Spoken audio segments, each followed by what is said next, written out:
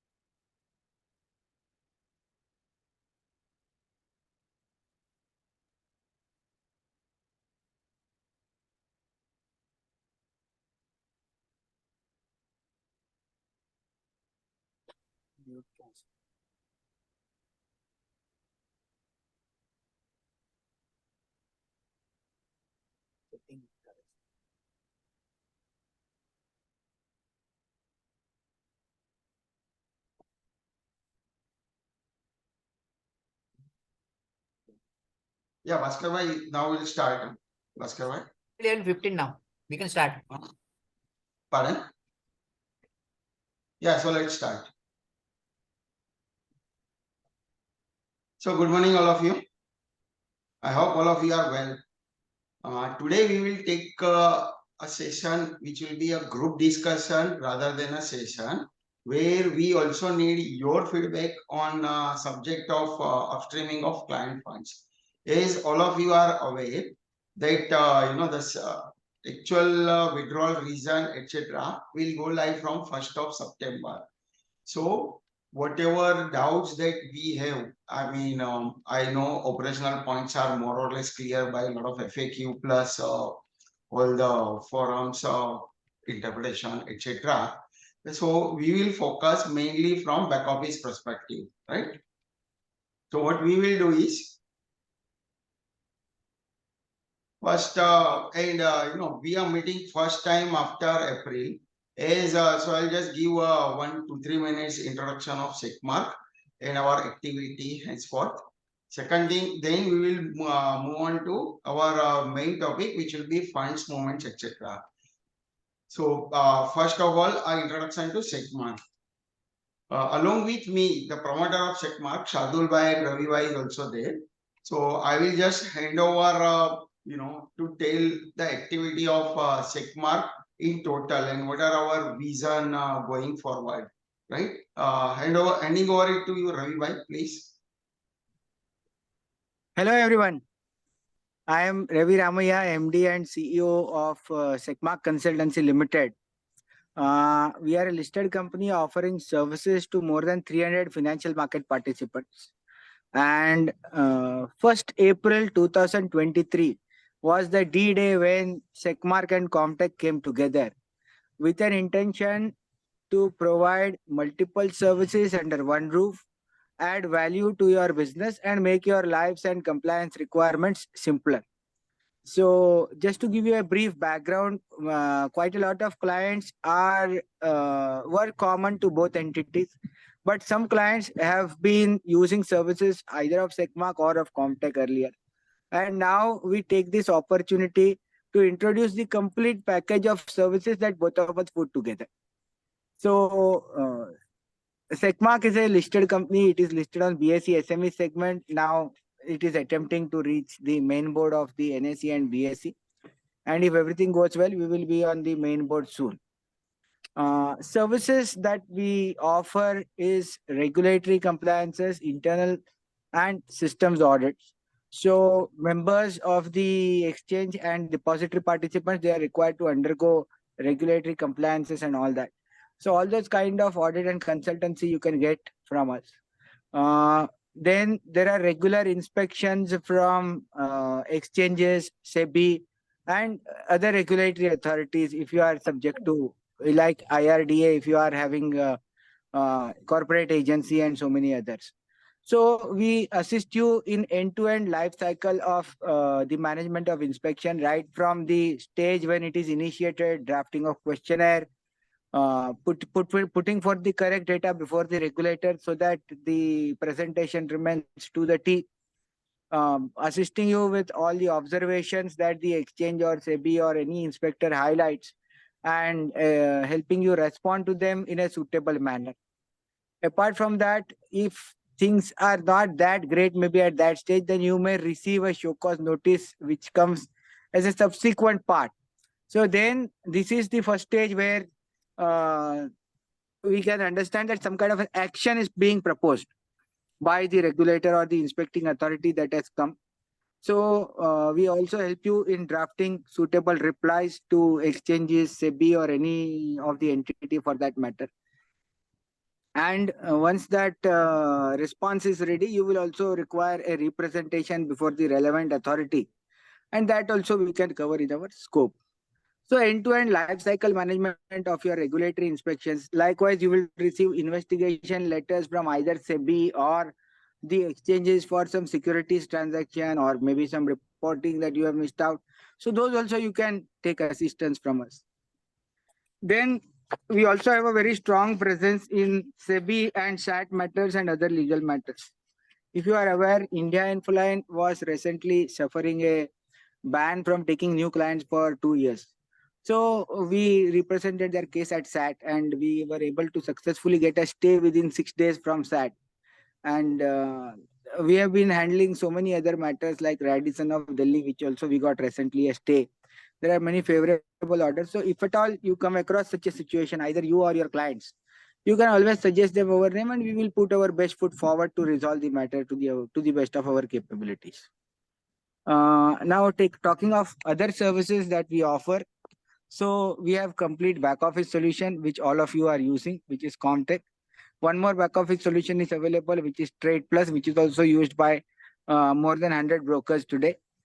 Then we are also having anti-money laundering solution. Now this is also divided into two parts. One is the client screening and second is the transaction monitoring. So client screening is where you filter your clients, whether they are good to do business with or otherwise, or whether they are some people who are really fishy, where you should be cautious about.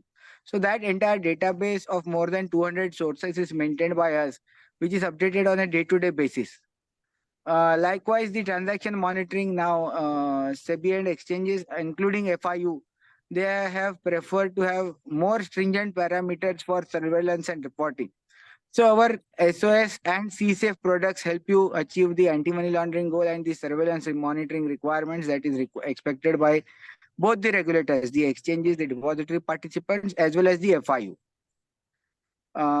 Of late, compliance has been an indispensable part of our entire operations today. Everything that starts off right from introduction of a new product begins with whether it will be in full compliance with the requirements. So the importance of compliance can now not be undermined even the smallest of a bit. And therefore, we have come up with a very convenient solution which allows you to manage all your compliances on your mobile app.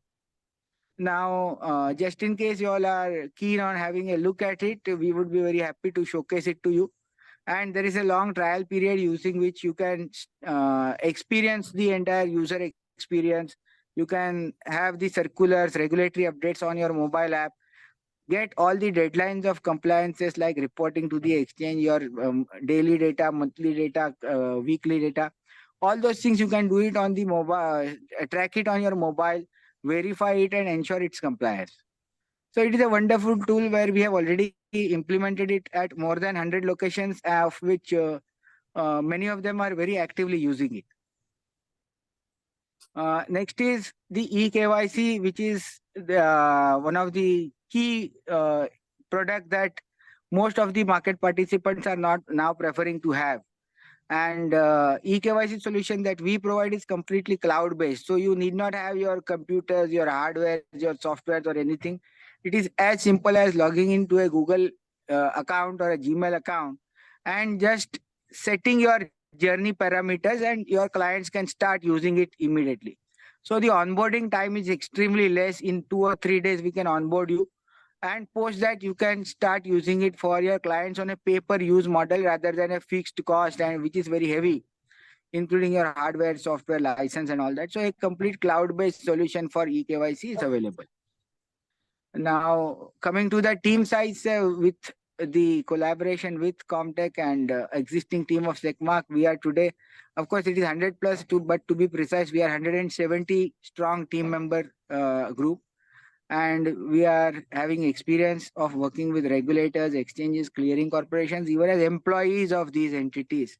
And that gives us a little edge over general kind of service providers who are having knowledge. Of course, they are having great knowledge, but then working hands-on with the regulators is something which generally you would not find in many of the consultants. But here you will get all those services. And today we are a family of not just 170 team members, but also of 300 financial market participants. And to put it very simply, we cater to our total clients volume today is 75% of India's total volume. So that is the penetration that we have been able to achieve with the faith of all our clients and the service that we have been providing them. And I thank everybody for joining this session early in the morning today. And let us make this upstream and downstream session successful. And just in case you have anything more to know about Secmark, you can always get in touch with us and we will be happy to assist you. Thank you, Nilesh Bhai, for allowing this opportunity. Now you can take it over, sir. Thanks for all your introduction. Yes. See, in and all, we will be offering wide range of products over a period of time, and best of all, back office, etc. Because we all people are experienced in financial market for more than 3+ decades. So, through this strategic association of Comtech with Secmark, we will be empowered to deliver all-inclusive single point solution across all our clients, and which will cover all back office, other product range like compliance and many other regulatory things with audit, etc. Right? So now that's all for the introduction. Now let's focus more on upstream. So as you people are aware that upstream means the main spirit of the circular is, or what the intention behind circular is. Before that, I would just have a disclaimer as usual. See, whatever we will be representing here are our personal opinion based on interaction with all regulators, all our clients, etc. So in case you have any ambiguity, etc., please refer to appropriate authority for getting more clarification. Like we can tell you, or we can share you whatever we understood best from our perspective. Right. So in our perspective, the spirit of the circular is that clients should not misuse any fund. I mean, the brokers should not misuse any client funds who are in credit at any point of time. That is the main reason for this upstream. Now, we'll be having certain general thing which I'll just describe, and then we'll go to actual upstream. So whenever I say on account, means a money which is being funded by a trading member for the purpose of business. Like you are aware that RRM mode is there, so you need to put your extra capital of broker, which we call it as on fund. Then so it is required for you to run a business. We call it as on fund, because now they are bifurcating on fund, then the client fund, etc. Second thing, over a period of time, when I go ahead, we'll describe. So, you will be having a prop account also. Few of the brokers are trading in prop account along with their client plus history. So, in case you are dealing with prop account, we would suggest to keep your accounting bill to bill. Means, if your prop is buying 5 lakh rupees of shares like a client, you pay them from a separate on bank account. So, you treat that own prop trading as one of the ingredients or one of the client who are having bill to bill. This is again to simplify your accounting. I'll tell you why in a subsequent slide. So this is applicable to a people who are trading it from on account. Second thing, whenever we speak credit client, we have to understand that our due date trial balance, that is the trial balance which we come across on the settlement day. So whatever is our due date trial balance minus unclear check which we have already accounted in our balance. So you have to reduce that unclear check and you have to add the check which you have issued, but client might not have deposited or check might not have been cleared. So that is the actual clear credit of the client. Why this is important now is because your fund which is lying with any of the bank account specified by the regulator, you need to understand it, what is your clear balance, and you need to keep track. Then when we collectively says, see, we have been listening to a lot of forum presentation, exchange, etc. So whenever we speak for today's session charges, it always means brokerage plus STD plus GST plus stamp duty, etc. together. Just to simplify and give example, we will collectively call them as charges. The treatment will be same whether you withdraw charges, whether we withdraw brokerage, STD or GST. Second thing, when we say when there is a debit balance of the client, usually the debit balance consists of client's buy position or the MTM loss or the premium buy. Of course, along with that receipt payment and other JVs also. But fundamentally, debit comprises of this. So debit is arising because of client's buy position, MTM loss and premium buy. Same way credit is reverse, like client sells MTM profit and premium buy. See, for this purpose, again, we are treating prop also as one of the clients. So the whatever I explained is true for prop. That is why prop should be treated as a bill-to-bill client. Then your TM. Now, as a trading member, your role is, if you refer to the spirit and understand the spirit of the circular, you need to understand that client pay will be first. That is, you'll have to do paying in the morning, and then payout will come. So in between there will be obviously a temporary funding which should be either funded from client's credit account where client has a credit and there is a position, or you need to fund it from your own account. So basically it will we understand from regulator's perspective is that they will also keep track of intraday funding also. We will not too much focus on whether it is practical, not practical, etc. Whatever is a circular, let us try and implement in the best practice, whichever we can. Now the timing of all the paying payout, I have just listed down. It may vary half an hour plus or minus. According to our information, SLBM paying happens somewhere around 8 o'clock, 8 to 8:30. So the clearing corporation will pick up the your fund around 8 o'clock and the payout will happen after 1 hour, around 9:30. Same all the derivative market, that is F&O, commodity, etc. and currency. Again, similar time 8 and payout will be around 9. Case market will be around 9:30, 10 paying time of funds, and around 1:30 afternoon for payout, whichever case you fall maybe. Then the upstream time is around 6 o'clock. Again, you are requested to verify with the respective clearing corporation. And the client payout request for capturing, as we have been given to understand, will be till 5 o'clock if you need payout till for the day, that is till day. If you place the request after 5 payout, then the request will be entertained next day, and the cutoff time for the same is 7 p.m. Please verify with the respective authority, or if anyone has any debate or difference of opinion, please interrupt, unmute and tell me, right? Right. Now, see, we have been all analyzing circular, etc. So you might be knowing many things. So let me just, ask people or the people who are attending the session before I comment. Please respond on what is the understanding level of people who are attending. Sometimes we feel that a lot of things are not clear, which was the case with segregation allocation. Sometimes most of the circulars are absolutely clear. So just for our information and to keep the presentation in line with the people or participant who are attending, we just need to understand what is the level of understanding people have after reading circular, after reading FAQ, and even after attending all BBF and me session also. Right, so I'll just wait for a few seconds more.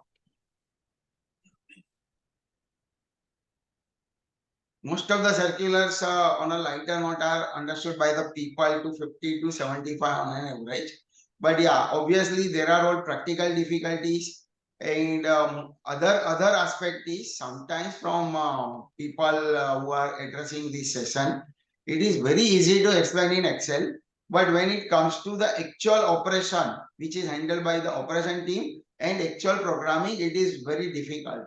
Specifically this upstream, if you ask me, I can very well explain you in the Excel, on the Excel sheet what you should do, but when you actually program, it is too complex, you know. When initially when we read the circular, we were very happy that there are no back office changes required.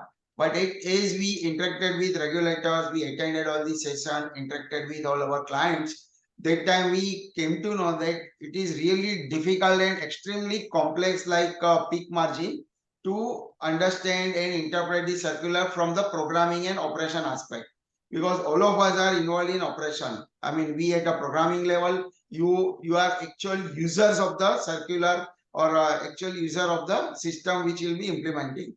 So you know, programming wise, this particular section of upstream is very difficult. We will try and address that. Anyway, so just publishing the result. I think 95% of the people are well versed with the circular, and an average 75 and 50% people are also there, which 41% of the attendees are, they know 75% plus, and 28% are knowing between 50 to 25, and obviously below there are 13%. So let me tell you, if 95% of the people, that is people who understand 95% are around 75 people. So 8 out of whoever are the attendees are very clear on circular. Nilesh bhai, sorry, I think there are 17% people who understand 95. Sorry. Yeah. There are 17% who understand 95% of the circular. You are right. Right. Fine. So let's take that and try and keep presentation simple for the benefit of other people. And the people who are above, whose understanding is above 95, please participate and guide us also, because we are also equally learning like what you are doing, you know. Okay, so now we have classified the type of bank account or the categories of bank account. Now, you know, as you all are aware, the nomenclature is upstream client nodal bank account, which we call it as upstream client bank. And for our presentation purpose, we call it as UB, the short form of upstream bank, you know. And everybody is aware that upstream plus downstream is totally 30 banks are allowed. So few of the big brokers, they may have used the 25 or 20 banks for upstream. Why I'm highlighting this point is, let's say you have a bank account of upstream, let's say 20 accounts. So within upstream bank, you can move the fund. That is, if I am as a broker, if I have a ICICI upstream bank account and I have HDFC bank account, I can always move fund from HDFC to ICICI for my internal purpose. That has not been restricted. So interbank transfer within type of bank, that is within upstream account, is allowed. Second thing, similar thing with the downstream. So downstream client nodal bank account. So within downstream, see, usually you make it one or more than one account for downstreaming of the fund, you know, so for releasing it to the client. So suppose you have 3 banks. Within that bank, if required, you can transfer the fund.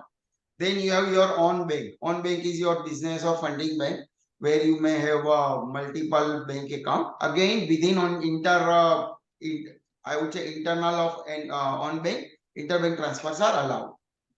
And lastly, the settlement bank. As you all are aware that you will have multiple you are already having multiple settlement bank, one for cash market, F&O, currency, SLBM, irrespective of which clearing corporation you cater to.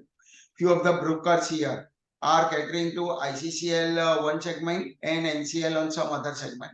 So accordingly, you will have multiple segment. So the fund movement can happen within the settlement from one bank to other settlement bank account. There is no issues as such. right? So let me just quickly go through. I hope people will be anyway aware, but how the fund movements will happen. Now understand, whatever bank which we describe are within the range of trading member. So ultimately, it all bank all these banks are belonging to trading member. Why I'm telling this is it is purely a fund movement based on the type of bank which you need to remember. So from upstream, apart from inter-bank transfer within upstream, you can always move fund to settlement bank. Now, this is a red in color, the arrow is red. That means this will be a one-side movement. You cannot withdraw settlement bank to upstream. You will have to always, there will be a one only single side. Pardon? Hello? Any issues in my voice, Bhaskar bhai? Or unmute and Very audible. okay. So from upstream, you can move the funds to settlement. This is one-way traffic. Similarly, from settlement bank account, you can move it to downstream. Again, this is one-way traffic. You cannot move your fund from downstream to settlement, apart from interbank settlement, which I explained. Then from on account, it will be to and fro. So sometimes based on the requirement, you may fund your settlement account from your own, and you may withdraw money if you feel there is excess money in settlement account to your own account, right? And if there is any residual balance at the downstream account at the end of the day, you can always move it to upstream, and from upstream it will go to your the clearing corporation, which I will address it later. So all these first box of all these four segments are within your control. You can have a movement plus or minus, but yeah, strictly following the rules that the movement sometimes will be one way or sometimes it will be two way. Then the fund will move out when you deposit your client money to your collateral account of respective clearing corporation. So that time fund will move out. Again, there will be two type of movement to and fro, either from settlement, which you have to do every end of day before the cutoff time. You need to move from settlement to the clearing corporation ledger account, that is the collateral account. So this will be two way, and you have a right to withdraw also whenever required.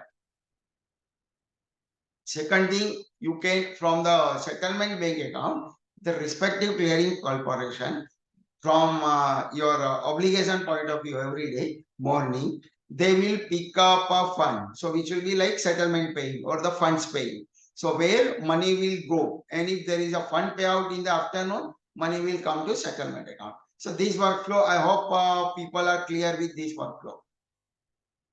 If you have an ambiguity, please interrupt me. Now, based on our actual interpretation of the reference, all the reference circular, it is understood that the broker is obligated to transfer client funds, which is lying in the upstream account, to the settlement to facilitate collateral account, CC collateral. So you can't move directly from upstream to collateral. So you have to go via settlement account. Now remember here that this means the title of the circular says upstreaming of client funds. That means the fund which are lying in settlement account, which may be your own fund, you need not move it to collateral. It depends. You can move or you cannot move, but there is no violation as per our interpretation.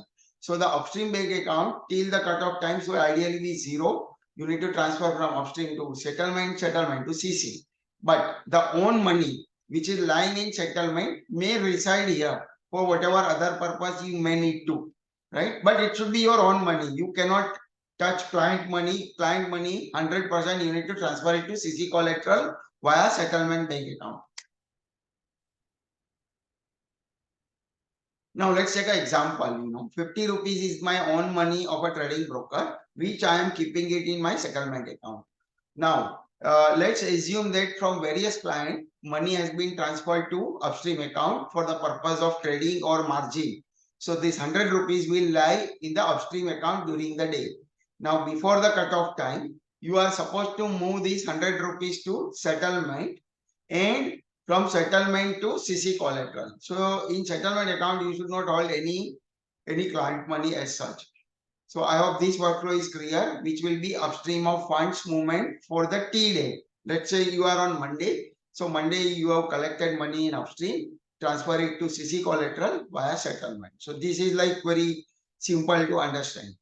Now we will take two cases. One, what happens if there is a settlement pay in? Means if I have a debit obligation, I need to pay money to the settlement, to the clearing corporation, and if there is a payout. So let's take two cases separately to understand what the fund movement should be.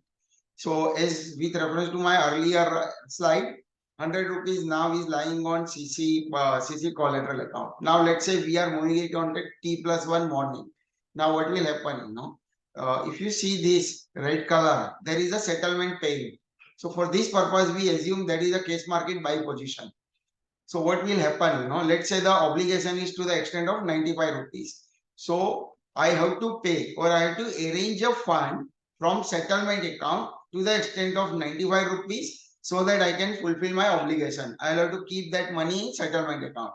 Now let us assume a little complex case where my prop is also trading, and prop has bought 15 rupees of shares. So out of 50 rupees which was there in prop, I will try and make paying of 15 rupees out of 50 rupees. I will keep 15 rupees, or I will make payment of 15 rupees because it was my prop position. Then there at the same time, there was a client fund payout request to the extent of 5 rupees. Maybe various clients has requested fund payout on T+1. So totally, I need to fund clearing, for the purpose of settlement paying, I need to fund 80 rupees because 15 rupees belongs to me, my own position as a client. So I need to fulfill 95 and 5 rupees I need extra. So what I will do now is from the clearing corporation, assuming a vanilla case where all clients have taken position, I will try and withdraw 80 rupees and I will utilize that in 95 rupees for the purpose of settlement paying, and in the evening I may withdraw 5 rupees. So the reason, we will come to the detailed reason. This is on the conceptual ground.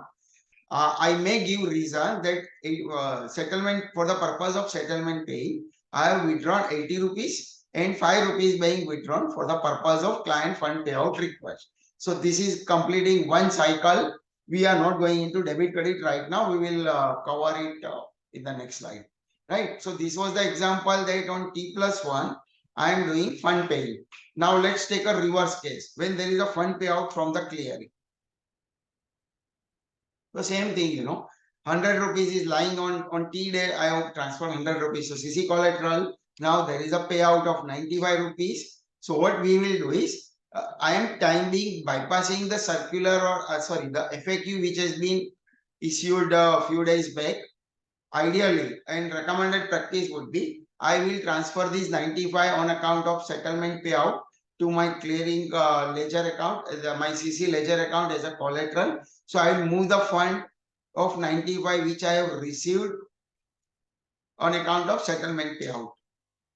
And let's say on that day, there is a 30 rupees fund payout request of various clients. So now what I will do is, I will first transfer 95 to my CC collateral. Then I will withdraw 30 rupees to do a client payout. In that case, my reason would be 30 rupees withdrawal on account of client payout. I am aware that you can bypass this, but let's keep it on hold for the reason or argument time being. Right. So far, any doubts? Nilesh bhai, Yeah. can you go to previous slide? I have one doubt. I think why we are moving 95 rupees from settlement to CC, and again you are doing withdrawing and giving a 30 rupees to a downstream account. So I will address that later on, because see, remember the fundamental of circular, no doubt, clearing or the regulators are allowing you to directly do fund payout of 30 if the clients are same where you have received this. You can bypass CC collateral account as such. But understand one thing, the reason code, which is the main crux of entire circular, reason code is applicable only when you withdraw fund from your collateral account. Otherwise, there is no reason applicable. Like you can even do upstream to settlement account for the purpose of paying, and from settlement you keep the money on T day. and then same day set a clearing corporation keep your money. But better to go via this to keep track of reason. Obviously, after a few days of all these things, because I have been personally interacting with regulators and action people, so this is a better practice. But yes, you are right. You can withdraw it directly also. But then to keep track of all other expenses, your withdrawal, justifying the authority, better to move it and then give proper reason for withdrawal. Otherwise, you can. And we'll address that little later. Now, Nilay, one more question. Sorry. yeah, Please go to the previous slide. yeah. So see what you have done is that here 95 rupees you brought from CC to settlement account, and Yes. from settlement account you have taken to CC, right? Perfect. So As a it is not collateral. it is not required to take it to upstream and then again do from CC to settlement 95, then settlement to upstream 95, and then upstream to settlement 95, and then No, 1 minute. Just one by one. First movement you are recommending is what? 95 from settlement, clearing To- corporation. no, first is clearing corporation to settlement. Okay, that is 95 rupees. 95 Fine. rupees you brought, right? Now what you have done is that from there only, from settlement account, you have taken directly to collateral account, means CC I account. have taken, from settlement account. See the arrow here, the movement of arrow, flag arrow. It goes via settlement account to CC collateral account. Correct. No, I agree to this. Right. Now, what was there in my mind is that when you get a payout, okay, you take it to settlement. Okay, if you have to take it to for collateral, then you have to take it to upstream first and then move it. No. Not required. No. See, not required. See, It's not upstream, just required, no? good question, and let me give a clear clarity on this. Fird of all, upstream is your collection account. So whatever client that deposits money will be upstream. If settlement, that is your clearing corporation, suppose you are managing cash market with NCL, then in that case, NCL will, on account of settlement payout, NCL will keep money in your settlement account. So you don't need to go back to upstream. You can directly transfer from settlement account where CC has deposited the money on account of settlement payout to CC collateral. What Atul Benke asked the question was, can I from 95 rupees, can I directly give it 30 rupees to client? Answer logically is yes, based on the FAQ. But this is the recommended practice, right? So you don't need to move. See, that is why on the first diagram, I explained that from upstream to settlement is one way. A red arrow was there, which was only a one-way traffic, no two-way. So you can't go back. Upstream, only client has a right to deposit money, not you as a settlement. Or only the downstream account se hi jayega, right?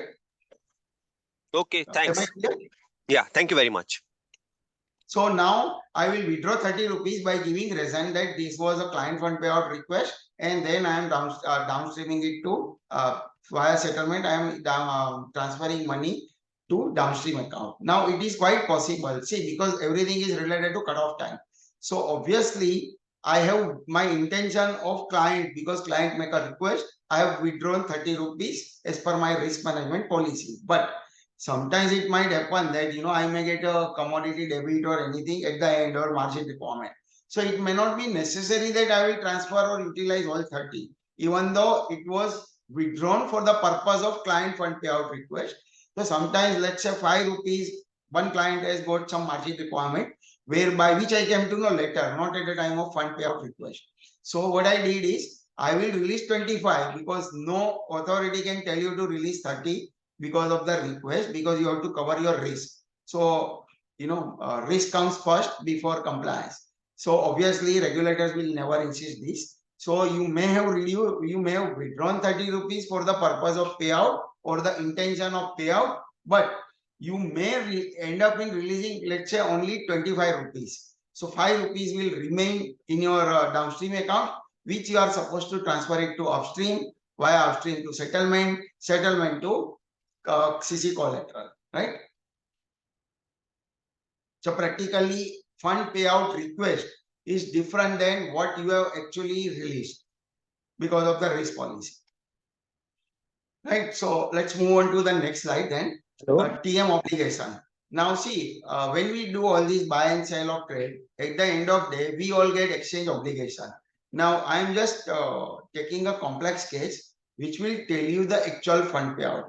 See, very easy again to explain in Excel sheet, but very difficult for operation and to program it our side, and again to explain it to user. So we just do this. So first understand the complication. Let's assume a trading member who is active in all the segment exchange. From our experience and as you all are familiar, we always take complex example because the plain vanilla everybody understands. But when you go to the complexity, the life is different. Whatever we have you have understood on simplicity may not be applicable when the cases are complex. So we all are habituated to take complex example. Anyway, so as a TM, let's say my prop is also trading. So I am doing my arbitrage or speculation in prop account also. So take a first case where 80 rupees is the buy obligation, and let's take an example of case market for easy understanding. So in case market, whether you are with ICCL or NCL, it doesn't matter. You may have a hybrid in different segment. So 80 rupees is the buy position of case market as a prop, and 20 rupees is the net buy position of all clients. Time being, let us assume only one client has bought 20 rupees shares. So technically, when you do your obligation at the end of the day, your obligation to respective clearing corporation will be 100.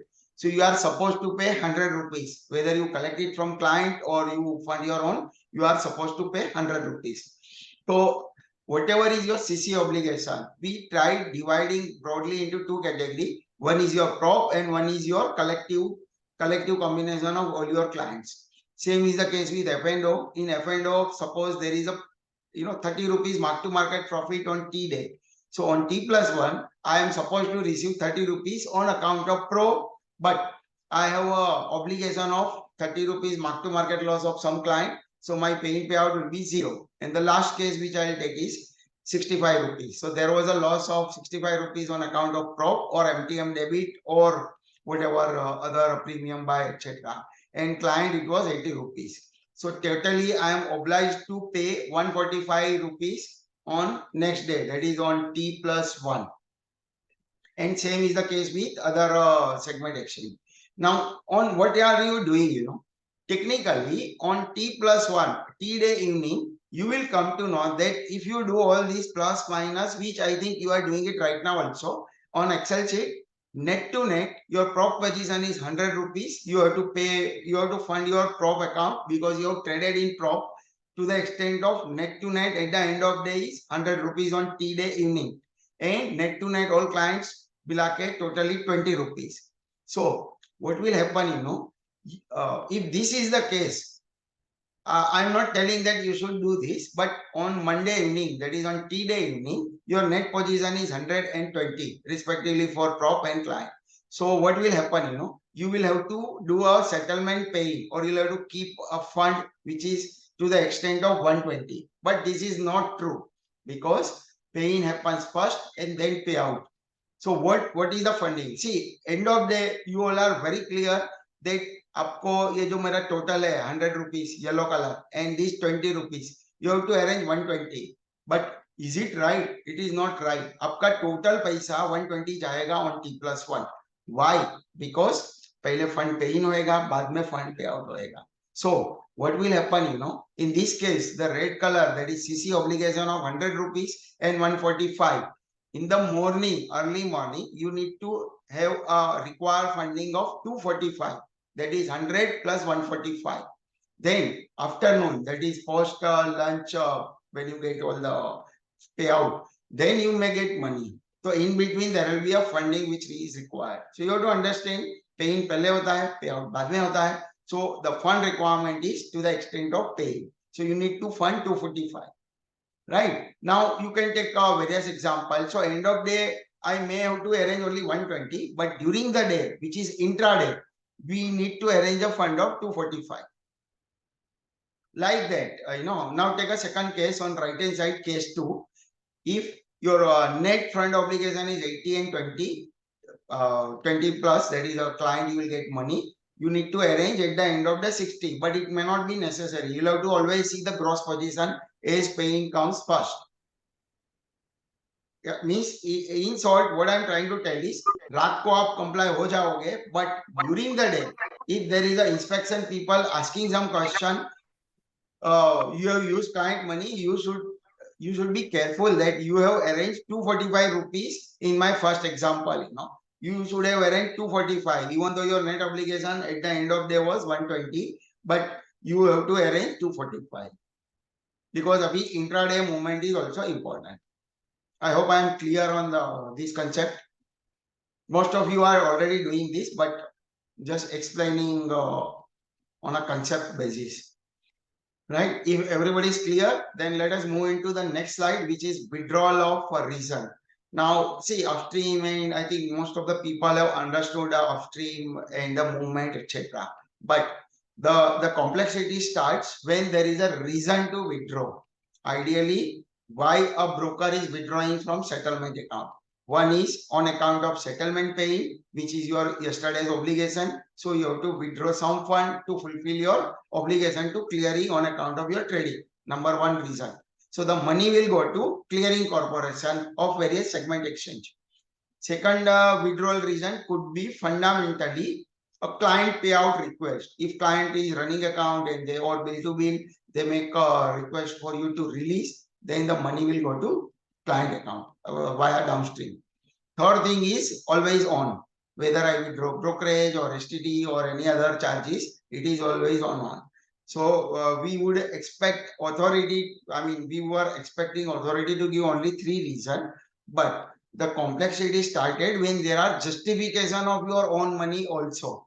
So I think with reference to the ICCL circular and similar circular of SEBI and NCL, there are various reasons. So I have classified that reason into the target, based on the target for our easy understanding. So from CC collateral, let's assume that we are on T+1 and we are talking about T+1 morning for yesterday's obligation, that is T-day obligation. So on account of fund paying obligation across all the segment, correct? See, apart from this, I can always move fund between settlement. For example, मेरा settlement में 1 crore extra पड़ा है in cash market settlement bank account, and I have a fund paying requirement in F&O to the extent of 80 lakhs. I can always move 80 lakhs from my cash market settlement account to my fund pay F&O settlement account. There is no restriction. So that I can arrange my fund efficiently, right? So now the first withdrawal concept starts with fund paying obligation across all segment. Means कल मैंने जितना भी trade किया है in any segment, I need to withdraw fund. So this is on account of settlement obligation. So where will the fund go? So see, you are withdrawing from CC collateral to your settlement. The utilization of the fund is to respective clearing corporation of that segment. Do you have any issues or any understanding concept on this? Fund payout is the security payout settlement obligation should be very clear. There is no ambiguity on this reason. Anyone has any ambiguity when I withdraw fund on account of this? I may fund my own, but the target is my clearing corporation. Okay, then let's go to the second reason, conceptual reason. Now this is my fund payout request. Which is the target? Target is I will withdraw it to my settlement account and transfer it to downstream. Now, under which reason I can withdraw it from CC collateral account? So first is obviously the clients who are maintaining running account and they have requested a payout, fund payout request. अगर मेरे running account पे हूँ and if I have 5 lakh rupees credit with the broker, I say that please release 2 lakh rupees. So that is the fund payout request. Request word is very important here. Your withdrawal is based on the request, not the actual payout. Then second thing is, as all of our IBITS users are aware that we have a DSS process. So some clients are there. If the credit is there in that client, they are not obviously bill to bill. They are in between running and bill to bill.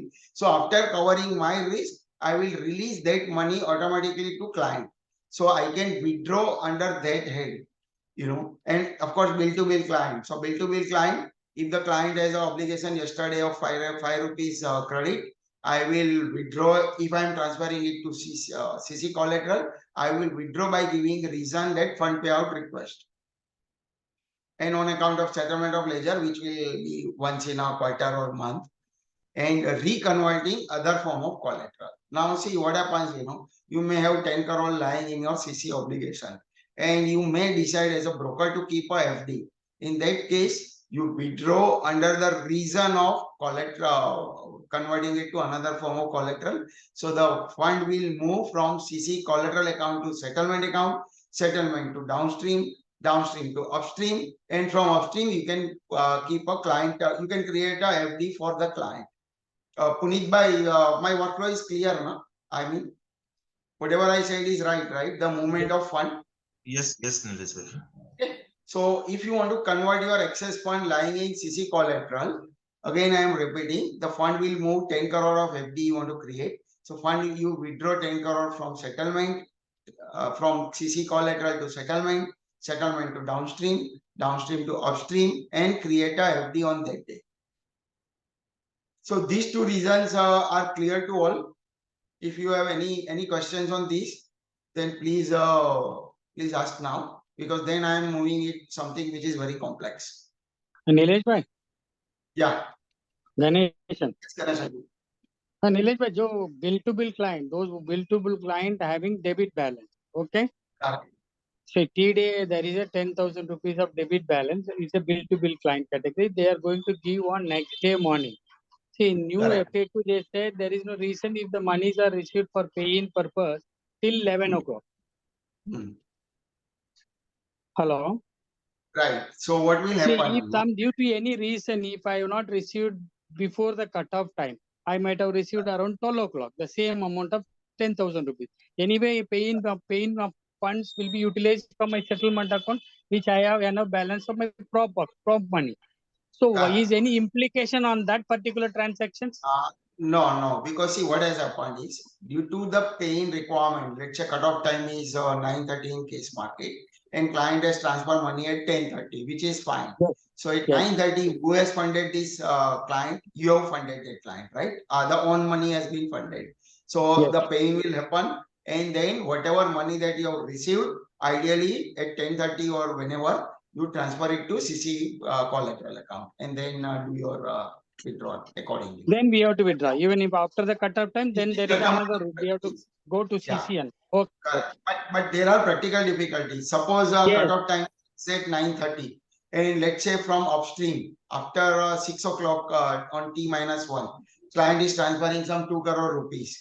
So, 2 crore rupees is transferred in the morning because it was after cutoff time. And let's say you transfer exactly at 9:30 or 9:25. By the time you transfer it to CC collateral, settlement process started, and they have picked up your form, picked up your this 2 crore also, which is fine. There is no issue as such. Okay. Thanks. Because it is not under your control. See what will happen. Another example why it is fine is, suppose you have only one client whose obligation was 10 crore, a big amount. So client is giving you collateral was there, so you allowed them to trade. Then client is giving you exactly as 10 o'clock, 9:30.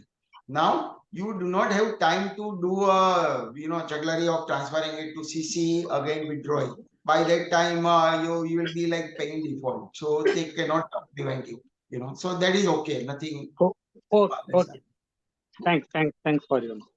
Now any other questions on that, on the withdrawal of client and on withdrawal on account of CC?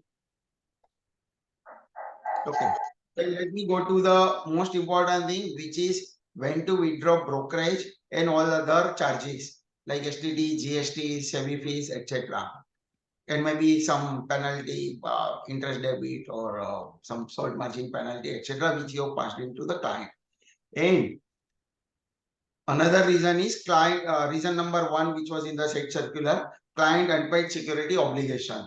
Now see, there are a lot of confusions, when to withdraw, why to withdraw, and how to withdraw.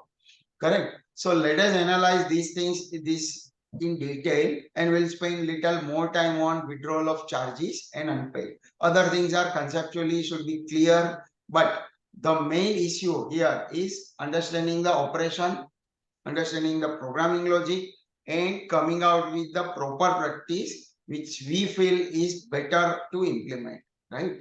The another reason which has been mentioned is, the loss due to sale of unpaid security. It is marked red in color. If you see my previous slide also, it was marked red in color.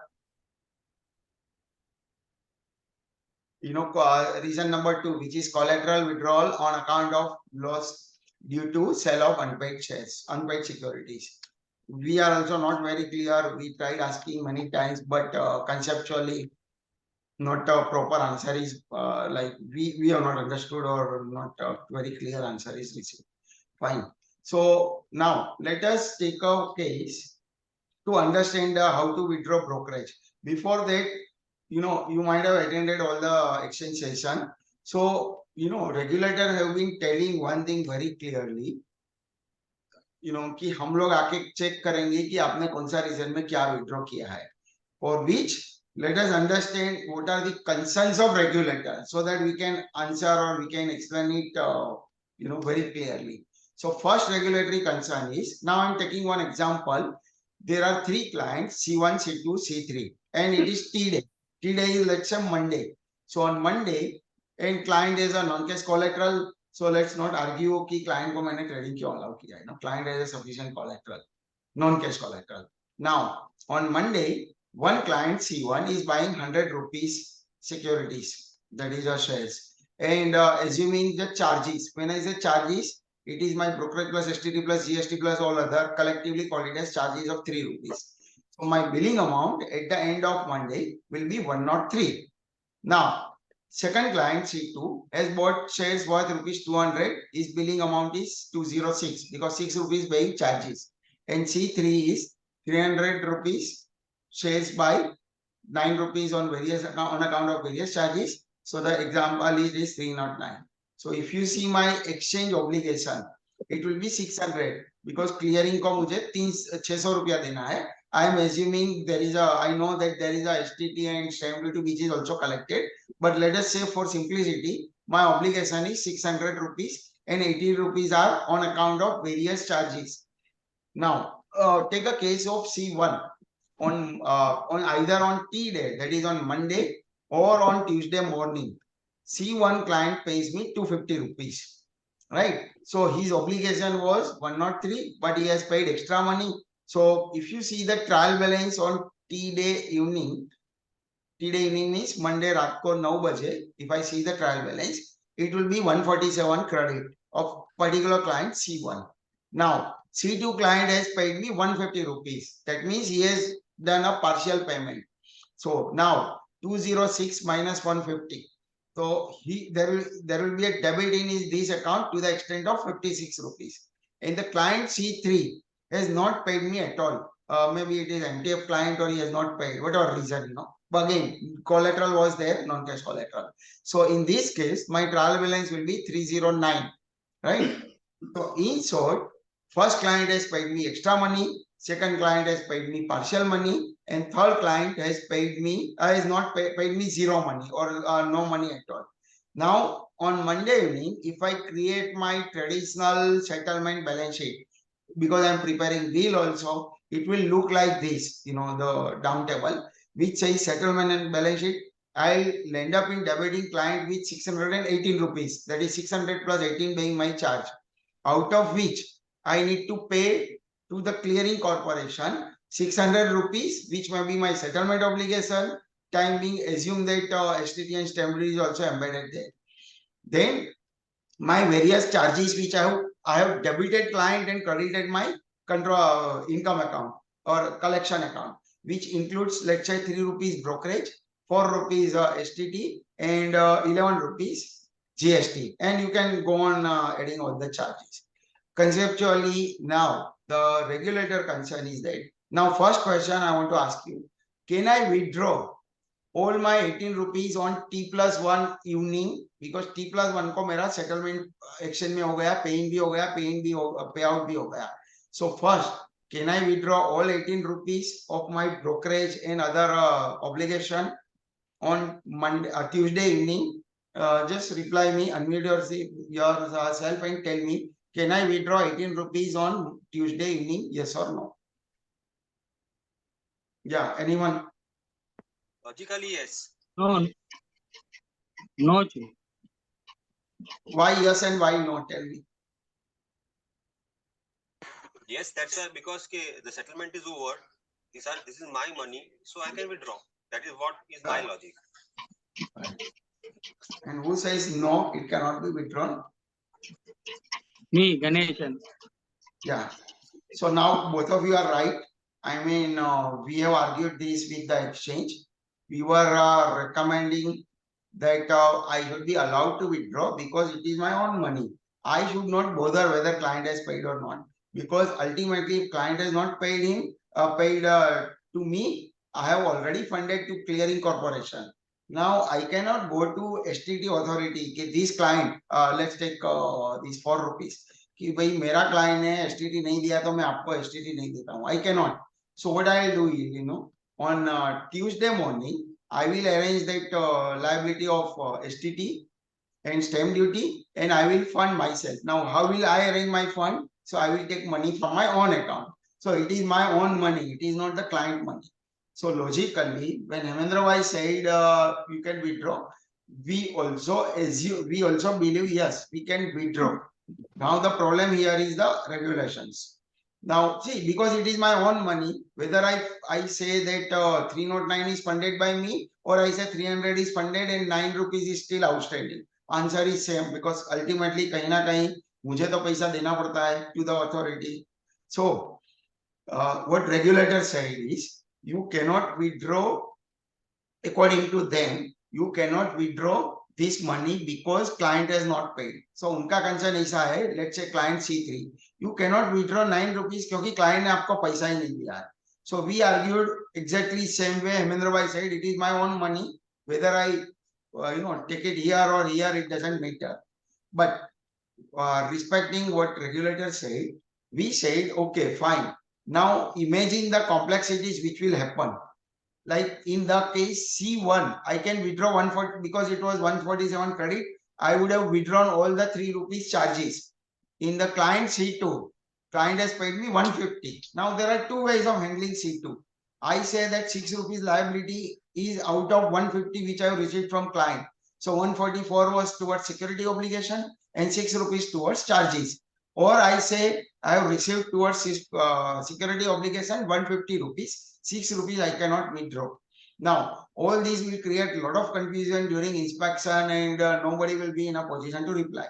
And remember, I am just taking a very simple case. Assuming that client C3 or C2 he has been trading in F&O and udhar 10 rupiya mark to market credit aaya tha, profit on Monday. So on Tuesday, 10 rupees was credit. See, when there is a credit, due credit, it is deemed to be collected. That is, it is a receipt for us. So itna complication mein operation life and the compliance life will become difficult. Ideally, as a first stage, when we read this circular, we thought on T+1 I will withdraw 18 rupees so that my books will be clear. I will be justifying my reason properly.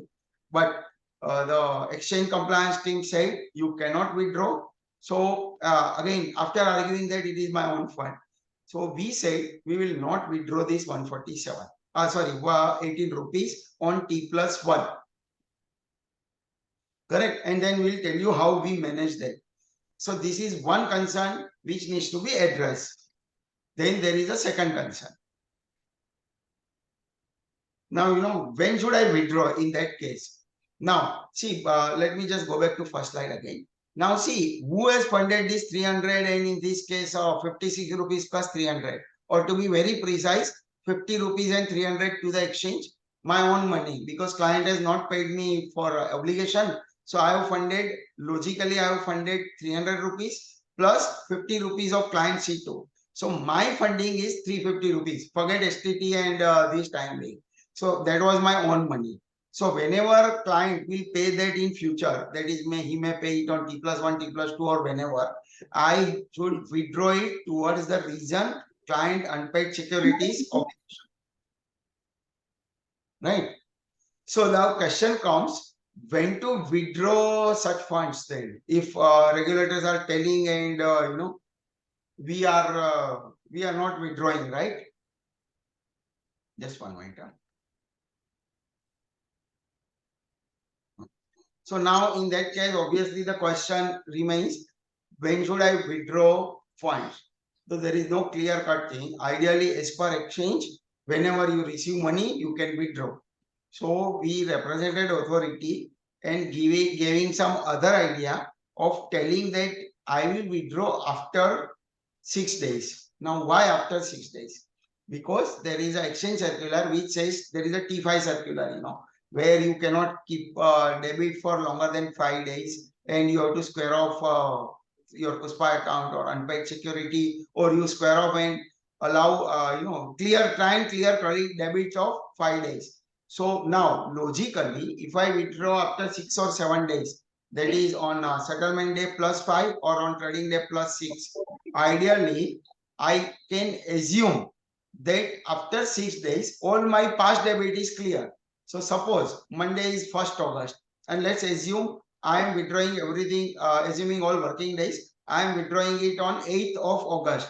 So on 8th of August, I will withdraw this 18 rupees which was belonging to Monday.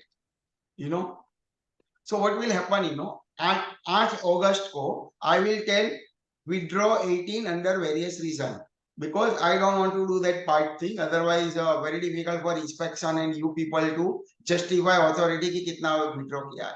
So in that case, do you all agree that if I withdraw it on 8, but 8 तारीख को मैं कौन सा data withdraw करूंगा? I will withdraw it of 1st August. Then on 2nd August wala data, I will withdraw it on 9. So in that case, what might happen is that because of the T5 circular, broker is supposed to clear all the credit. So the things can be little smoother. So more or less regulator said yes, but again there was a concern. Now see what happens, if I withdraw it after 7 days, basically I have to assume that client have cleared the credit, but there might be something where you could not liquidate the stock or you still there is a debit. So again the concern came कि 8 तारीख के बाद भी अगर client credit नहीं होता है तो क्या? See, you can assume from your business practice and operation practice that on 8th day, debit which was there on as of 1st August, that would have been clear. Debit balances of all the clients. So problem nahi hai. Like you will be accurate to the extent of 97-98%. You will not violate the rules. But still, because there were some concerns, कि बाद में भी अगर 1 रुपया भी डेबिट है और you have a client who are in dispute 1 year back और उसका डेबिट पड़ा है and assuming that client also pays, then what will happen, वो T5 के बाहर है, you have not allowed him to trade but he is paying you some money, then again there are concerns raised. So looking at all these things, we said we will devise a complex program and algorithm which will take care of I will withdraw only when there is a credit. I will just explain it little later. Correct. So the question here is, now we are addressing the question, when should I withdraw? As I have explained you earlier, fund payout request, you can withdraw almost daily because daily means based on the client request. If client has requested today fund, you can withdraw, or there are clients who are bill to bill, you can withdraw the fund daily. Then towards clearing corporation, that is CC obligation, because of trading, that you withdraw only when there is a settlement pay. So whenever there is a settlement paying at the segment level, you can withdraw the fund from your CC collateral. These two, there is no issues as such. And giving it to other CC. आपका NCL में F&O है and cash market is in ICCL, and you need to transfer fund, you can withdraw it from NCL, transfer it to other CC in ICL, your settlement account, and then try and manage. So these are all case-to-case basis.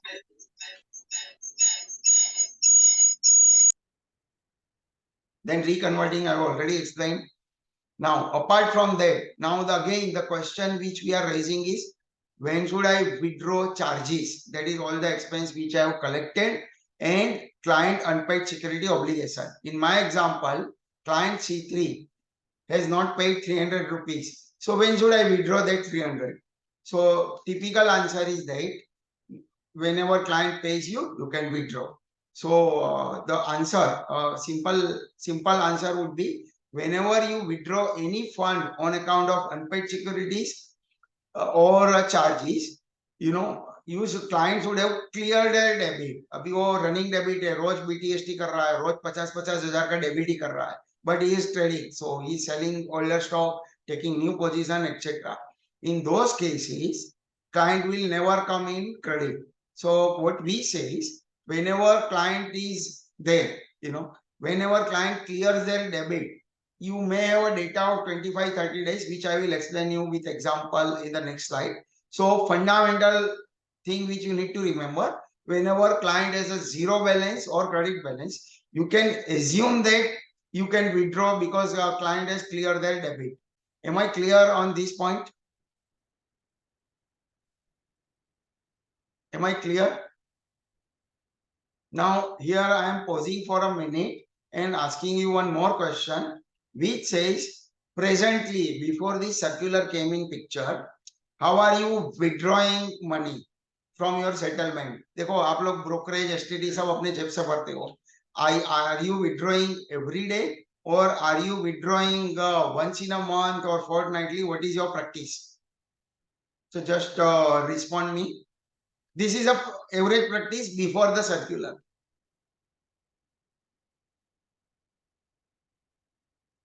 For all of your information, in my 35-37 years, we have never asked this question to broker कि आप settlement में से कभी पैसा withdraw करते हो, and we were never bothered also. Okay, so see, there are fine. So the average broker, I would say 20% of the brokers are withdrawing on T+1. Then 12% are withdrawing once in a week or fortnightly. So week में एक बार withdraw करते हैं. Or 28% of the people are withdrawing once in a month, or 40% are withdrawing as and when required. Now, the people who are withdrawing on T+1, you need to be careful. You can argue the way we argued that it is my own fund, but while speaking to exchange, they said if the client is in debit, client has not paid brokerage or STT, you have no right to withdraw. You can justify is a different thing, but their mindset is that you should not withdraw when client is in debit. Forget the difficulties and practical difficulties which we all have, but this is their concern. So the 20% of the people just rethink and try not to withdraw daily on account of unpaid security and on account of your charges. You can withdraw other reason which I have already explained. Right? Now, so first of all, when to withdraw, we say when the client is in credit, debit, उसका running balance देख लो, उसमें से debit से credit में आ गया. That means you assume that उसने debit भी clear कर दिया, unpaid security obligation and all the charges which are related to the relevant period. जब भी credit clear किया, that time you can withdraw. Now here you have to understand the thin line between the question when to withdraw and what to withdraw. So when you say when to withdraw, you are withdrawing today. Now a few minutes back I gave example on 8th of August. Suppose I am on 8th of August. What we are trying to tell is you should withdraw a data or the brokerage plus charges which were there on 1st of August. Of course, it is not 100% true because after 8th August also you might have some clients who are in debit. You might not have been able to spare off, etc. But just to understand the date you withdraw, system will tell you that whatever 10 days back, 8 days back, you have a right to withdraw this amount because there is a credit, you know. So both the dates are different. I cannot tell that on Tuesday you withdraw everything of Monday unless you are dead sure that all the clients have paid their dues.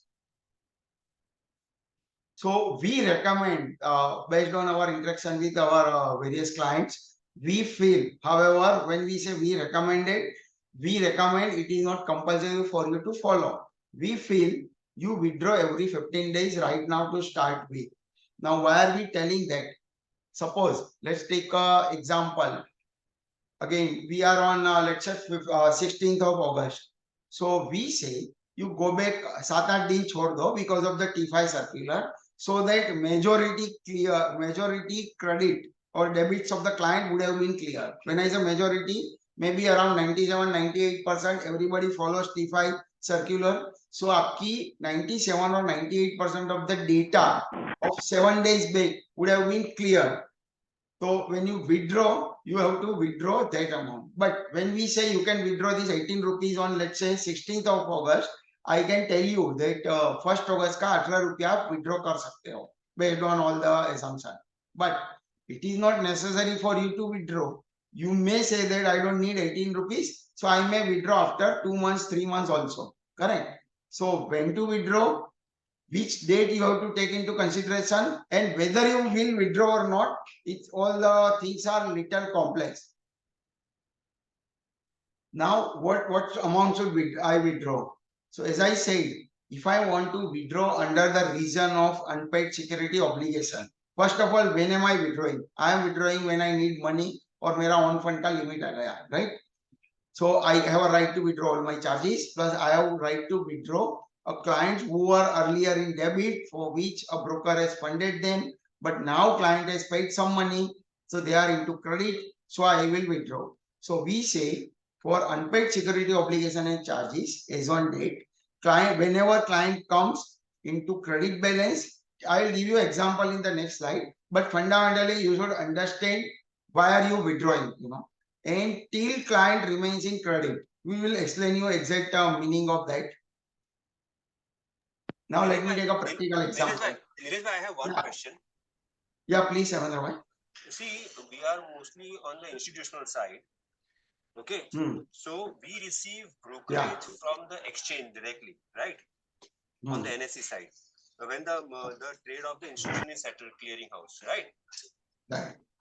Now, many times there are one or two, custodians, who pay us directly. They don't go through the exchange. Okay. So, that money, can we take it directly to our own, or how does it work? So right now you are taking it in settlement, or you are directly taking it in on?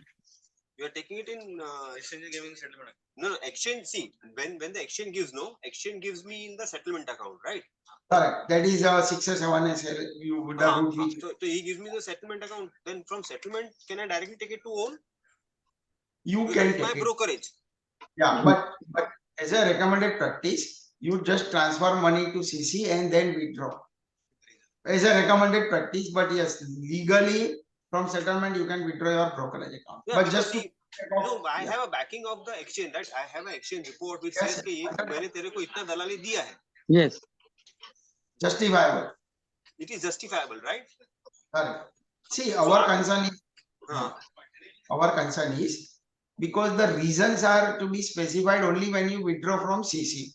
Assuming that all your clients are institution, so let's say that there is no CC collateral account is 0 for all the clients on theory, right? So whenever you get money in settlement, you can withdraw. In that case, when there is an inspection, your withdrawal under the reason of brokerage plus STD plus GST etc. will be 0. But that doesn't mean that you have violated. Correct. So keep reason from the regulatory perspective. We say you transfer it to CC and then withdraw by giving reason. मैं कहाँ नहीं जाने पकड़ता हूँ, घुमा के पकड़ता हूँ, just to satisfy inspection. But you are right. For institutional business, you can withdraw. Okay. Idea is just to justify authority when they come for inspection. हाँ, गणेशन कुछ बोल रहे हो क्या? नहीं वही मैं बोल रहा था, चिन्नू भाई को पूछ रहा था. Second thing I wanted to ask was that there are custodians who are paying directly to our client account. See, because there are custodians, who are not going through the exchange. The brokerage is paid to the client account. That is upstream account now. Yes. So then I'll have to go through the whole range from upstream to settlement. I think CC to settlement and settlement to own. ऐसा जाना पड़ेगा? Recommended practice will be that if you want to keep track of reason, otherwise from upstream you can transfer it to settlement and you can withdraw. As long as it's because I have a proof that this custodian has paid me directly. Legally, right. So I need not go all the way to CC, right? The regulator concern is that they said they will check during inspection कि suppose STD का total, let's say from April till date, total amount was 2 crore rupees. Yeah, which you are supposed to collect from the client. And let's say you have collected also. So you have collected from client. So whenever you are withdrawing, let's say you have withdrawn 1.5 lakh on account of STD, they will just check whether the total STD to be collected was 2 crore, and if you have withdrawn 1.5 crore, it is absolutely okay. There is no violation. Violation according to them happens when STD collected for till that period is 2 crore and you have withdrawn 2.5 crore. That was their concern. Yeah, but then In my opinion, in my case, no, what will happen, Nilesh bhai, that my money will not touch CC only. My money will go from settlement to own. So CC से withdrawal का कोई there will be no this thing कि CC से withdrawal किया. correct. So you can justify because see the complexity comes when there is a institutional business and retail business together. Correct. Yeah, so for retail, yes, what this your idea is a good idea that for retail clients, no, we'll have to withdraw every fortnightly, and for institutional businesses, then when it comes, we can withdraw. Correct. Just a request, because this question of institution, probably the second opinion is from upstream, where client gives you a brokerage money. See, when you get a money in upstream, exchange is not aware whether it is brokerage or your obligation, and exchange is not aware which client has paid. I mean, exchange is aware because you know the client, but the color of money is not known, whether it is towards hand delivery by or brokerage. So I would say just clarify with the authority that from upstream you transfer it to settlement, settlement you transfer it to CC, again withdraw under the head of brokerage and take it to on. That will be, I think, better on a safety side, because unless you get a very clear-cut answer from exchange, legally I agree, but still there is a opinion difference. Second thing, because you are institutional expert, so I have a question. How are you treating hand delivery? Let's take a case where there is a buy obligation in hand delivery and a sell obligation. So just explain your perspective, because we are also not very clear. अगर hand delivery हुआ तो how the money will move? So basically, exchange has not yet given any clarity on purchase DVP and sale DVP. Okay, so if you look at it, DVP, any DVP trade, which is whether purchase or sale, it's the broker's own money which is used. Yes. Funded by broker. Yes. So if let us now first take the purchase DVP. Okay, so in purchase DVP, from own, the money will go to settlement, and from settlement it will go to CC for the pay-in purpose. Sorry, not to CC, but from settlement the pay-in will happen. I'll receive shares in payout, which I will transfer to my custodian. Okay, the custodian will pay me in my client account. Yes. Upstream client account. Yes. Okay. Now the problem is here, as I have funded the trade. Okay, actually I want to ask exchange that can I take it directly in my own account, because the money of the obligation has been settled by my own account. So can I take the money from the custodian to my own account directly rather than taking into upstream? Yes. Correct. But if I take it into upstream, then what I'll have to do from upstream to settlement, from settlement to CC, from CC, then you give a reason ke client ka withdrawal, obligation withdrawal or whatever that reason is, from CC to settlement, and from settlement you have to take it to own. Anybody on our institutional side have spoken to exchange in this regard of hand delivery? I don't think so exchange has any answer to this right now. Because we wanted to speak to people in exchange, but they are not clear. According to me, it should be directly to my own account. The problem is only with purchase DVP. With sale DVP, there is no problem, because with sale DVP, what happens? Okay, when there is a sale DVP from own, okay, you will first pay to the custodian. From your own account, you will pay to the custodian. Okay, custodian will give me shares. I will do the pay-in of shares. I receive the payout in my settlement account, and from settlement account again I take it to my own account. Okay. So that time the first fund movement will happen from on to settlement, which will bypass all the circular which has been there. You don't need to move fund to settlement, and from settlement you issue a check to custodian. No. In custodian, I'll move because it's my money I'm paying, right? So It's from your own, own. I'll pay to custodian. The problem is only with purchase DVP. So let's try and ask today or tomorrow to exchange. We'll try and arrange the call, because I am also not very clear on that. In fact, aspect. I think Nilesh, on Friday call, Piyush was said that he has these guys have raised these questions to SEBI and they're awaiting a response from SEBI whether the institutional broker can be exempt for this upstream and downstream if they are purely institution. If it is a hybrid broker, there are certain things they have to follow. But for institution trade, whether it is the entire cycle can be exempt. Okay.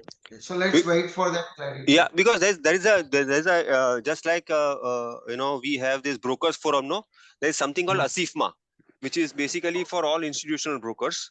Okay, the ASIFMA has raised it directly with SEBI as well as with the exchange, but they also not got any answers. Okay. So let's wait for that clarity, or we'll try and ask people. Nilesh भाई हम लोग बात किया, हम लोग को बोला own में लेने के लिए, but to disclose name of the person.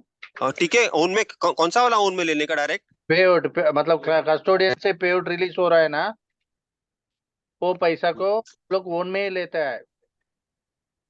Okay ठीक है, मैं तेरे साथ ये फोन के बाद बात करता हूँ. हाँ ठीक है. पूछ लेते हैं, because they should also give in writing, I believe. And we were expecting when I spoke to Exchange NSE, they said they are in a process of releasing FAQ. So we were expecting all these answers, but unfortunately that FAQ is not covering this part. Anyway, chalo, let's keep that point open. Correct. Now let me just explain this unpaid security obligation concept.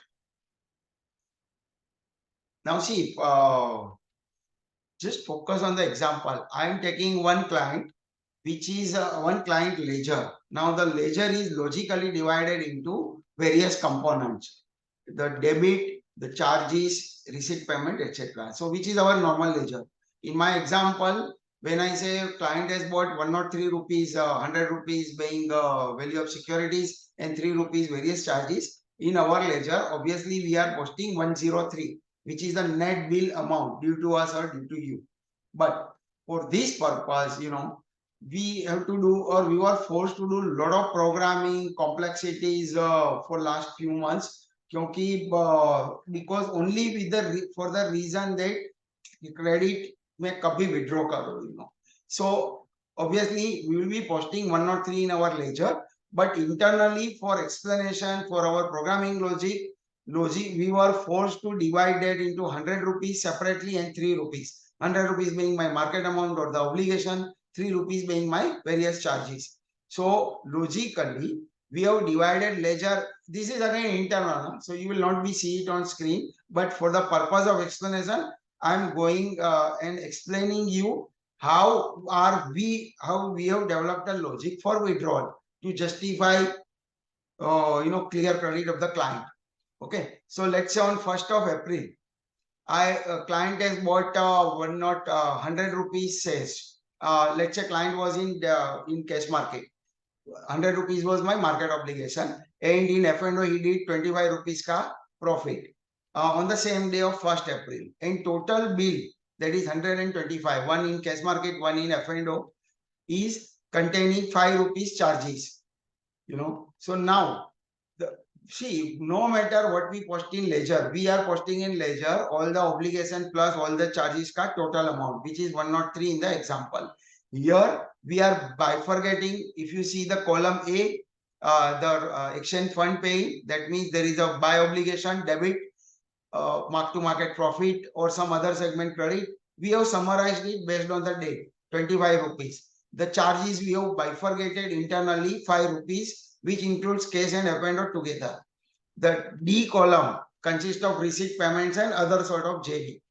Again, so this is nothing but my ledger. So at the end of the day, if I see my ledger running balance, it will be 80 rupees. That is 100 minus 25 plus 5. So like that, various date client have traded this thing. So I will be having a running either debit or credit. Now we are taking a case, the illustration is related to unpaid security. So let us understand what unpaid security means. Unpaid security means it is debit. Correct. So 80 rupees was debit. So I cannot withdraw anything. Next day client had 200 rupees debit. So ultimately the running balance was 286 on 15th of April. I mean on the day where client has traded. On 30th April, client, there was some mark-to-market profit or intraday speculation profit, whatever, 150 was credit and client has paid me 141 rupees. Now here, where my mouse is, the client running balance has become 0. That means ideally I can assume whatever trading he has done in complex manner, assuming he is active in all the segment exchange, including commodity, running balance is 0. So on 30th April, ideally, forget my 6 days timing to understand, I can withdraw my funding amount, that is whatever I have funded, plus I can withdraw my charges. Then regulators cannot challenge me. Am I clear this till this point? Because the client is converted in from debit to 0 or credit, I have a right to withdraw my unpaid obligation and I have a right to withdraw my all the charges. So that from inspection perspective, nobody can challenge me, right? Now continue. If you have any doubt, please ask now, because then I'll be going one step more in advance. Any doubts or clear? I am just talking about only 80 rupees debit, 286 debit, and then next day on 30th April, client has paid me everything. So my amount is 0 now. So I can withdraw. कभी मैं withdraw करूंगा अलग चीज है, but I have a right to withdraw on 30th April some amount because now client has converted, I mean all the amount because client has cleared all the debit. So I have a right to withdraw unpaid securities debit, funded debit, and I have a right to withdraw my charges. Correct? If there are no doubts, let me just take example again. Ahead. Next day, client again entered into debit, which was 253, 172. Again, he has paid something. So now again, it got converted into credit 96. So I can withdraw. I have a right to withdraw. There is a difference, Officially, I can withdraw. Whether I withdraw or not is a separate chapter. Right. So now, as I explained fundamental, on 15th of August, we say that to be on very safe side, we say that you can withdraw or you can collect the money before 10 days. That is on 15th of August, 16th of August, I can say till 6th of August, आप पूरा data में जितने भी client credit है उतना withdraw कर सकते हो to simplify and to be on little safer side. So on right hand side, it is mentioned that the collection till date can be 10 days before the processing date. Suppose I am processing today, that is on 16th. I say till 6th August, अगर client ने पूरा clear किया है, then I will withdraw. I am even bypassing that T5 also, क्योंकि T5 का paying payout होता है, so approximately 10 दिन के पहले का मैं पूरा withdraw कर सकता हूँ if the client is in credit, right? So now just see the green color. Now see, you need to understand, it is little confusing, but understand it fundamentally. When am I taking decision to withdraw? That is my run date or the processing date. So let's say processing date is 16th August. Then which credit I will take, which data I will take, So a lot of things are dependent on various dates. This is very complex logic. Even हम लोग भी बहुत time we have changed our source, we have changed logic, we have discussed with client rigorously and रात दिन बैठ के ये बनाया है so that nobody can challenge कि आपका डेबिट था और आपने विड्रॉ किया, right? So let us take one example. Let us say that on in my example I have taken data from 1st April 2023 till 30th August. So on 15th of August, 15th of May in my example, which is green in color, you just focus on the point where my mouse focus where my mouse is.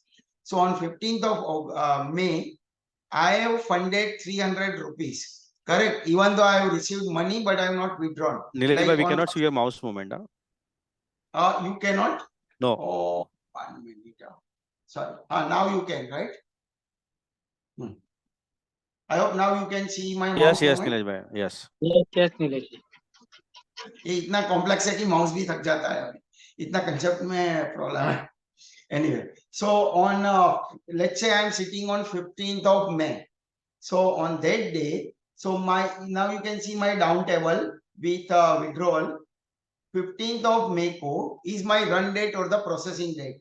Now what amount I have funded till 15th as I said we go back for 7 to 10 days back.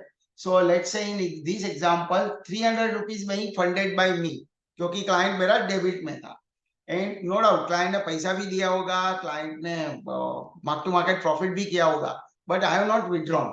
So what I say is you just 1 minute I lost the mouse again. Okay, so 300 rupees was my running balance which has been presented here. If you see my mouse on the first Excel sheet running unpaid balance which has been 300. Now just park these unpaid balance time being. Now let's think about charges.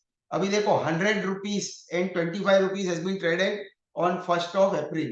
So total charges due were rupees 5.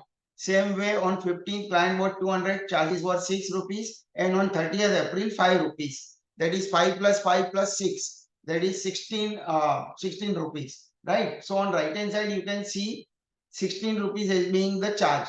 Now because the client got converted into credit, I will withdraw 16 rupees. Now regulators cannot challenge me because I am justifying that 16 rupiah under various head, not under the head of charges, but brokerage, STD, GST, etc. I am withdrawing because that day, that day my client was in credit. But when my client was in credit, he was credit on 30th April.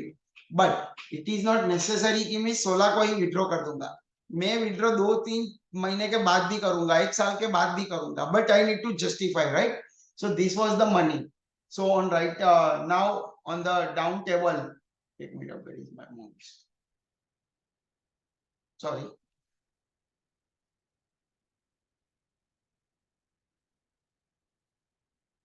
Oh, I lost my mouse control.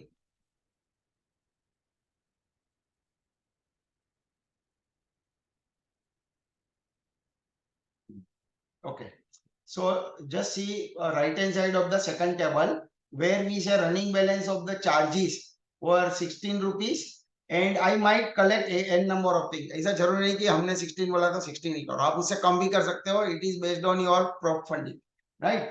Understand that 16 rupees were due. So there was a second date which came in picture. ये मैंने data कहाँ तक का लिया? See, I am sitting on 15th of May 2023. So we have taken the data. So the credit kabhi tha client ka last on that day 30th April. If you see the ledger, it was 30th April. So my credit was there till 30th April. And I am, as I said, we will go on a defensive side. मैं रोज भी ये कर सकता हूँ, but on a very defensive and safer side, we are recommending कि 10 दिन पहले का करो 7 की जगह पे T5 circular is there और settlement plus 5 which is trade plus 6 6 दिन छोड़ के 10 दिन कर लो. So the collection was till 15th of May. So I have a right to withdraw 16. I have a right to withdraw 300 because client has cleared the credit. Now let us take a second example which was blue in color. Again, let us go back to the first sheet. It was now I am sitting on 1st of July 2023. So which data I will try and consider? Let's say for the argument sake, it should be actually 20th June, but मेरा Excel sheet में recommended practice. एक minute, I am not able to trace my mouse.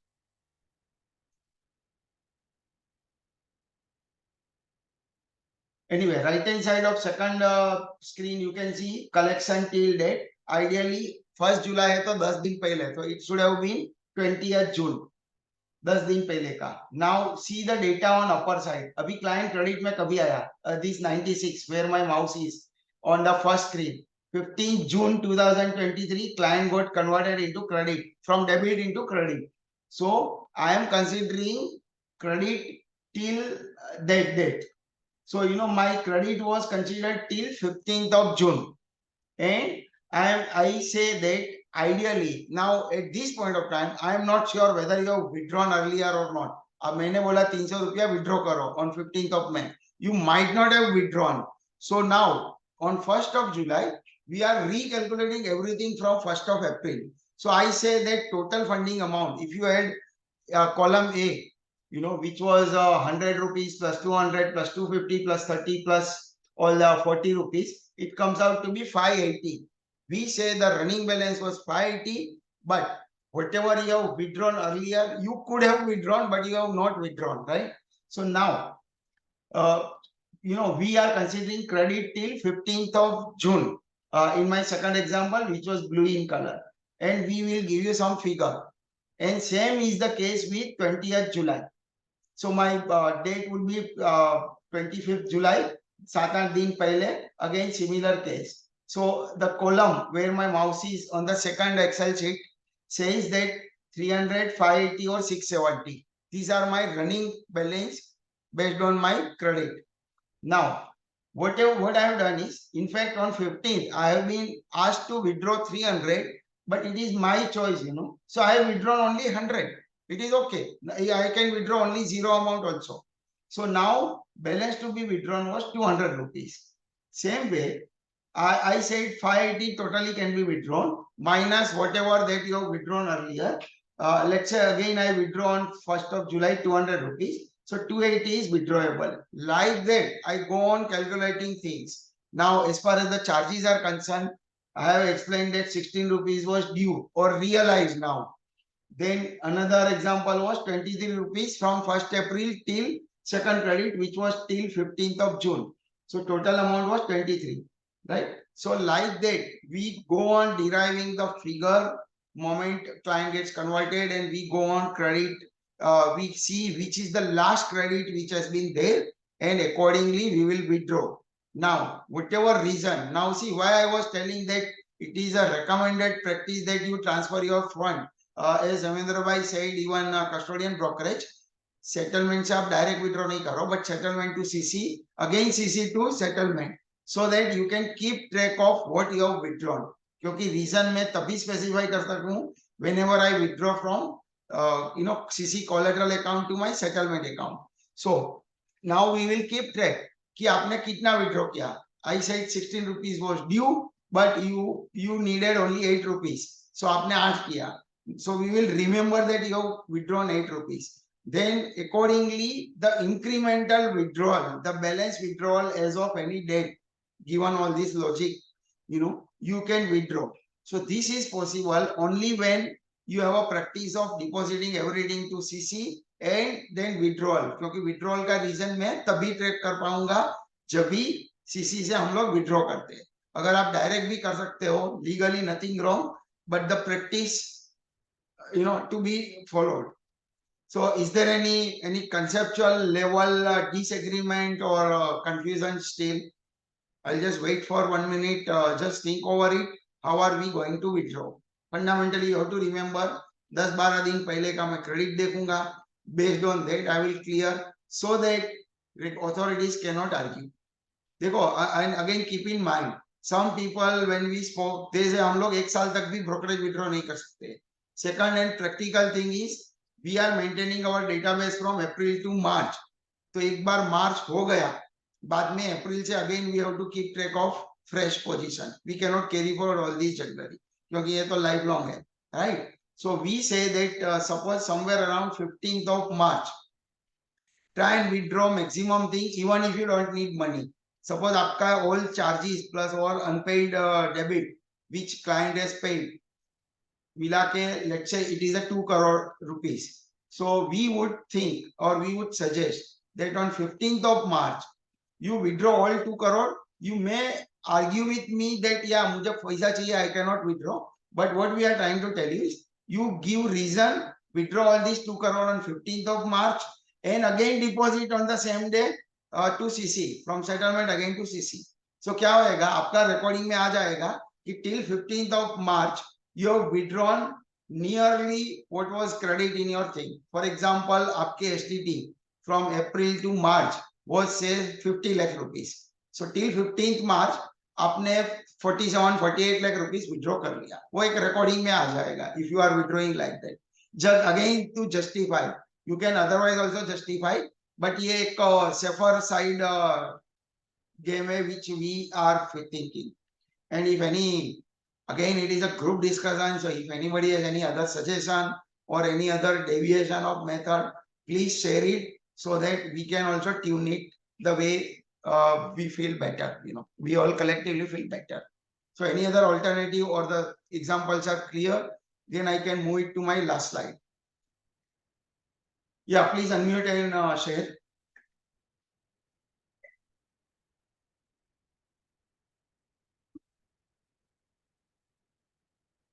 Any doubts on whatever we shared or whatever is best practice which we are trying to explain? किसी को doubt नहीं है तो that means I can assume that everybody has understood, or there is still a confusion. Please unmute and share any other opinion, any other idea which will help us to even tune this. Nilesh भाई, हाँ Ganesh. Ganesh sir, आपका जो system से जो reason code आएगा specially for charges, वो कौन सा इनमें एज पर सर्कुलर का रहेगा? Because in circular brokerage in transaction, देखो ब्रोकरेज लिखा है, हाँ brokerage including exchange transaction fees लिखा है, बट वो एम्बिग्युइटी है. हाँ, एंड वही मेरे को भी प्रॉब्लम है, क्योंकि ब्रोकरेज का सर ट्रांजैक्शन डाल दिया, बाकी सब जो daily stamp duty and GST STT एक रीजन दिया. That's the question I am also having doubt. आप कुछ क्लैरिफिकेशन मिलेगा तो हमको इन्फॉर्म कर दीजिए जस्ट. हाँ देखो इधर जो है, according to us, purely according to us, the reason one, collateral withdrawal amount for client unpaid securities or MTF, they should have added the word whenever I am withdrawing, it is not always towards unpaid security. Suppose I may have a position or mark to market loss, 50 lakh का एक client का loss था and client has paid me, so I can, they should have added the word premium debit or MTM loss also, क्योंकि मेरा जो withdrawal है funding तो मैं ही कर रहा हूँ. If my client does a MTM loss, ultimately I am funding it from my own money, so they should have added MTM loss and premium also, but we assume that it is there. Yes. Second reason is not clear. Fourth reason, they say ki all the statutory charges like STT, stamp duty, etc. Now fifth reason is little ambiguous. Ideally it should have been brokerage including exchange transaction fee. So if you take this transaction charge, in my opinion, we should withdraw under reason 4 and we can justify. Second thing, if you see the total circular withdrawal reason, whether I withdraw STD more or whether I withdraw stamp duty less or more, whatever, under whichever head, as long as the money is going in on, they should not worry. Like I am not violating anything, you know. Remember earlier what I said, the spirit is I am not misusing client fund. So I am not violating anything on that count. So according to me, of course it is up to action. इतना serious violation नहीं है अगर मैंने STT 2 crore की जगह पे 2 करोड़ 5 लाख ले लिया तो, because ultimately पैसा तो on में ही गया, right? So that reason I think it is little ambiguous, you know. And whatever money, suppose now market is down, so you might have put your extra fund to CC collateral for the purpose of giving exposure, unforeseen, etc. So you can withdraw that as on money. Now see, whenever you are withdrawing anything on account of on or client in this, how do you keep control? क्योंकि अभी तक हम लोग कैसे करते थे कि जितना भी पैसे की जरूरत थी for running expense of brokerage house, मैं suppose I need to pay rent to my office or salary, I used to withdraw my brokerage plus other charges without even keeping proper track. But मोटा मोटी अपने को पता था कि I am not exceeding my client money. जो client का credit था उससे ज्यादा मैं नहीं ले रहा था. Now remember the example where I said C1 is 147. So let me just go back and conclude my session with last slide before that. So what I should remember is, at any point of time, 147 was the credit of some client and there were some debits also. So let's say I have withdrawn it on T+1. Ultimately, if I can prove कि 147 जो client का था उसमें से मैंने नहीं किया है. Suppose मेरा fund was 1000 rupees. From that I have withdrawn 18 rupees. I don't think any legal violation is there. Let's say regulatory perspectives are different. As long as I am not withdrawing my brokerage plus charge component out of that 147, which was my trial balance figure, clear trial balance figure. Correct? इतना कुछ serious issue नहीं होना चाहिए. Okay. How do you keep control? So my last slide it says how to keep control. So we feel at any point of time during end of day, at any point of time, you sum up all your upstream bank account, you sum up all your downstream bank account. If there is any money left, क्योंकि 6 बजे के बाद भी पैसा रह सकता है. And you check CC collateral plus any client FD which you have, which you have deposited or which you have forwarded to CC. That sum of all the bank balance lying with your all the side bank upstream plus downstream plus CC collateral plus client FD, that should be always and always greater than your clear credit trial balance of client. Means मैं 147 को हाथ नहीं लगाता हूं तभी तक I only need to control whatever creditors money. तो मैं क्या करूंगा? Simple, I will take my due date trial balance of that particular date. उसमें मैं देख लूंगा कि मेरी क्रेडिट कितनी है क्लाइंट की. देखो क्लाइंट की जो क्रेडिट है वो क्लाइंट रात को 12 बजे भी पूछेगा तो I should be able to pay. That is what all the regulator says. So as long as I am keeping assuming my sundry creditors trial balance and it is a clear trial balance. Earlier I explained what is the meaning of clear. Whatever is my due date trial balance minus my unclear receipt plus my unclear check. So utna, suppose the answer is 25 crore and all these bank I have 26 crore. I can withdraw 1 crore as my own account under various reason. Plus or minus, in my opinion, is okay, but I can withdraw 1 crore. The problem is there when there was a clear credit trial balance of all my creditors are 25 crore and my bank balances are 24 crore. That means obviously I have misused the fund. So if you are not misusing by keeping more fund, obviously it belongs to your own. Then the question is the reason. Whatever reason you can justify with the help of software or otherwise, it should be fine. So if you keep only one last point in mind, the sum of all the side bank balances should be greater than creditors. That means you have not misused anything during the day, right? That's it for all the control. And from my side, we have cleared or we have presented everything what we knew. So if you have any other questions, please or if you have any suggestion, ideally before starting the session, I have mentioned it is a group discussion. So please come forward and tell any other opinion or suggestion which is better for market and better for software. Feel free to ask any questions if you have.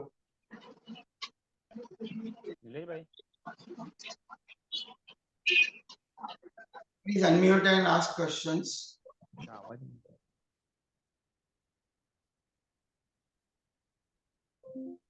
Hello.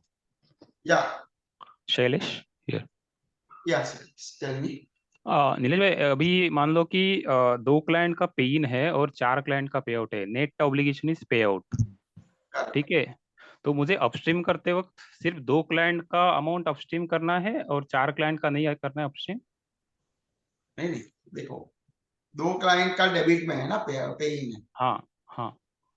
Correct. So in case of paying, whether the client has paid you a money or not, देखो whatever comes in upstream account that needs to be ideally deposited in CC, irrespective of their obligation, because money may be used for margin also and your allocation. तो जितना भी पैसा आपका upstream में आया, भले ये पर्टिकुलर डे पे क्लाइंट ने बाय किया या सेल किया net. So whether the bill amount is client debit or bill amount is client credit, but whatever money that comes from upstream needs to be deposited in collateral. Right. Then we in that case we have to withdraw like client का जो भी charges है तो only that 2 client charges need to be identified, right? Correct. So that is why we said कि एक तो 2 दिन है, 2 चीज है ना. If you are asking questions on withdrawal, you withdraw at least after 10 days. Means जब भी आप withdraw करो 10 दिन पहले का withdraw करो with the logic which I explained, so that there is no ambiguity. No, you will not violate. But yes, theoretically from program point of view, you can withdraw on T+1 also अगर client ready है. But वो बहुत cumbersome हो जाएगा for you to explain. And that bifurcation need to be identified कि दो client का brokerage कितना है, दो क्लाइंट का चार्जेस. करेक्ट. इसके लिए जो मैंने ये समझाया ना आपको अभी 2 स्लाइड पहले, the complex thing that we will deploy. So from which you will come to know कि क्या है, which amount you can safely withdraw. Okay. Fine. Thank you. 10 दिन और सब recommended practice इसके लिए हम लोग सोच रहे हैं कि फिर इंस्पेक्शन में कोई प्रॉब्लम नहीं. देखो आप क्रेडिट विड्रॉ करो बिंदास से and you justify there is no issue. But सामने इंस्पेक्शन वाली टीम को अगर बहुत बड़ा डेटा है 25,000 क्लाइंट का, and then for us to explain, for us means the operation team to explain it to compliance is difficult. तो एक तो आप 10 दिन के बाद करते हो तो majority T5 debits are clear. Correct. तो आप सेफ गेम खेल रहे हो. Right. Yeah, who is this? Krunal bhai, you have raised the question. Hands. Any other?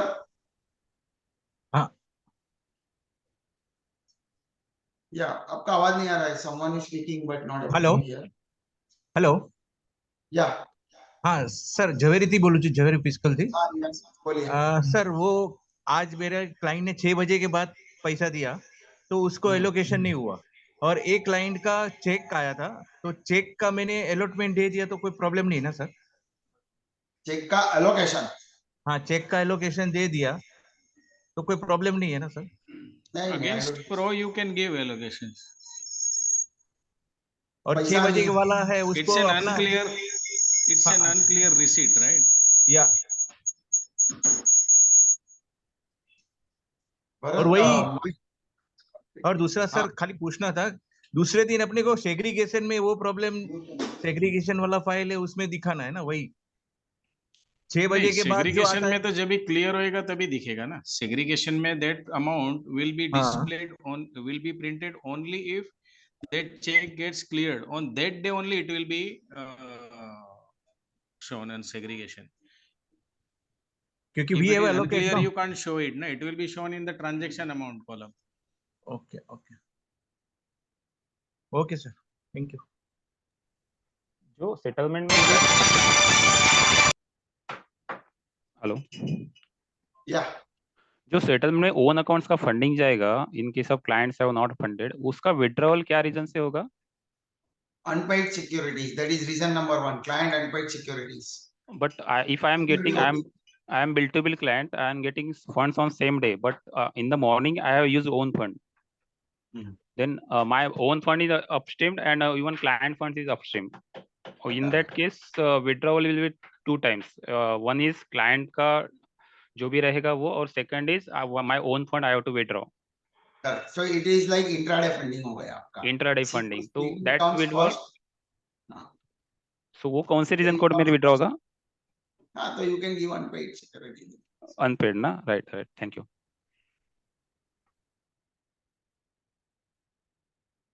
Right, Bharat. If there is a bill to bill client and if he has paid later, we can say it is on as funded and then again on is withdrawing.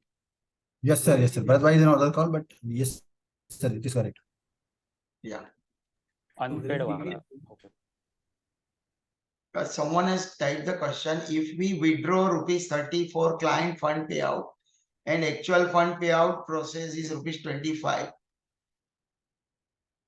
later we do ABC of ₹5 for the same with the same CC. Sir, in this case, whatever funds you withdraw in during the day, you have to give reason for all the funds. For this example, you have withdrawn 30 rupees. You have to say 30 rupees you use for client payout, whereas actual payout you have given 25, and 5 rupees has to go back to upstream. For upstream, there is no reason required. Whenever you upstream the fund, there is no reason. You need not specify the reason.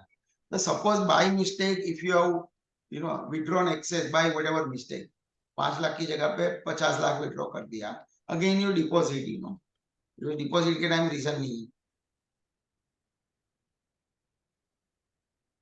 And when you deposit, there will be a fund transfer entry. So even if exchange inspection, you can always explain them कि थोड़ा मैंने ज़्यादा withdraw कर लिया था, but the intention, I mean, whatever reason was mistake. So on the same day, they can check the payout entry कि आपने वापिस वही पैसा CC में वापिस दे दिया है कि नहीं. So as long as there is a physical bank movement, that is first receipt, then followed by the payment on the same day. So the intention is very clear. It has been withdrawn by mistake. So any other questions?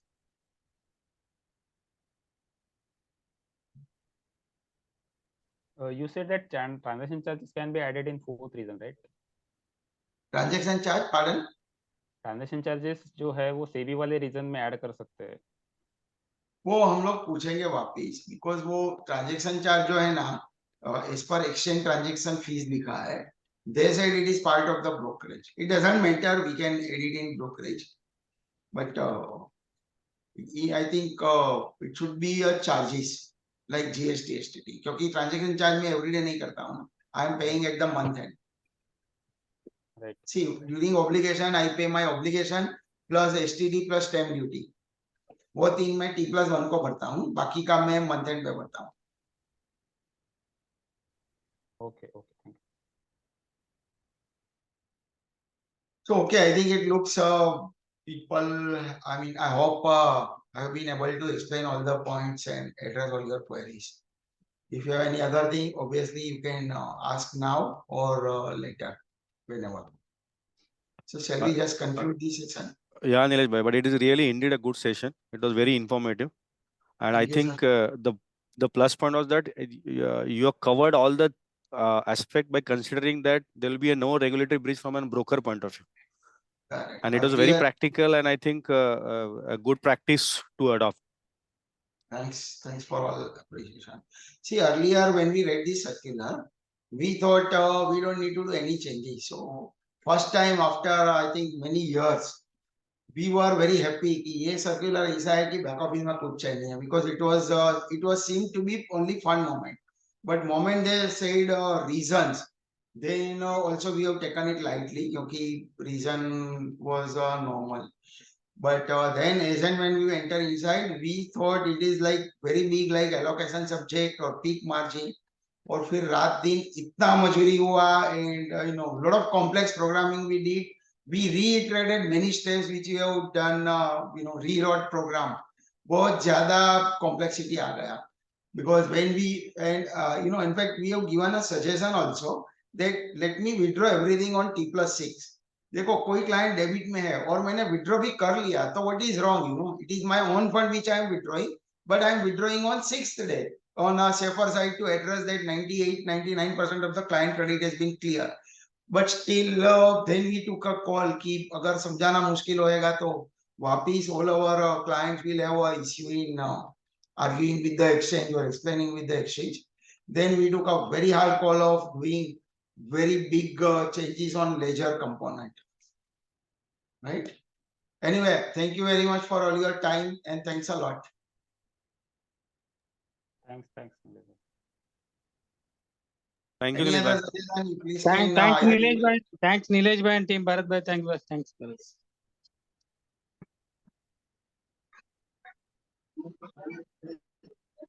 Nilesh bhai.